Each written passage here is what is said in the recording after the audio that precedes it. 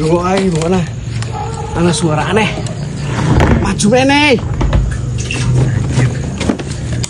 Catat, rekam, ya.